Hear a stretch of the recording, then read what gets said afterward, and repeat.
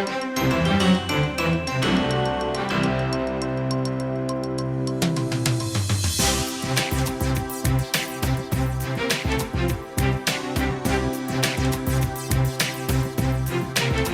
know, Gene, we've got to show our own people to make them believe. They've got to know. We've got to train them. I mean, your program, this discussion, very valuable.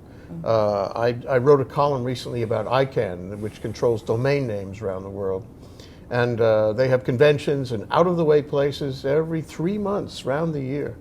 And it gave me the idea. Conventions that do what? Conventions that talk about their rules and how domain names work and what the next step of the internet is. Essentially, they are the internet. And so Hawaii should do that too. We should have conferences and meetings all over the state, or we should do programs like this all over the state all the time, so every person will know what's going on. Every person will take heart that Hawaii is in fact becoming a tech state. Question. Did you Twitter that you were going to be on television as we are now? I'm not trying to pull a high tech. I'm a high tech guy. You know, Twitter is kind of an instant information. I totally agree with you. But if we look at what's going on in the rest of the world, we have the least amount of engineers that are being graduated. We have the dumbing down, if you will, of our population, where the 40-year-old and above, for the first time in the history of America, are smarter than 25 years and below. Usually, the kids were always smarter than their parents. Now, it's not so. We are slipping in our competitive educational edge, what's particularly China and what India is doing, and that's why if we don't keep up, we're going to be washed behind. So that's why everything the legislature does bears on this. Everything the executive does bears on this.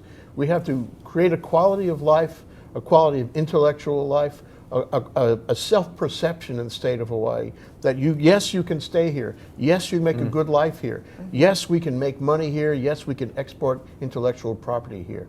So as far as I can see, the whole state ought to be focused on this issue. Should we change our model from aloha to something more in self-expectation? No, aloha is the brand that is really what... That's the core It's value. a gift to the world.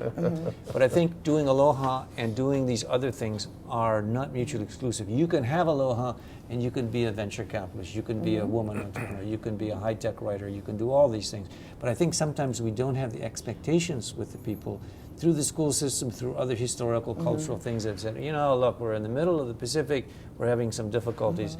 And I'm having some difficulties not hearing and having a word with you longer than I have right now because I've run out of time. A word with Ward, with venture capitalist Bill Spencer, SBA Jane Sawyer, and high-tech writer J. Fidell. I'm Representative Gene Ward. Thank you for viewing. You'll have a word with Ward again in the future.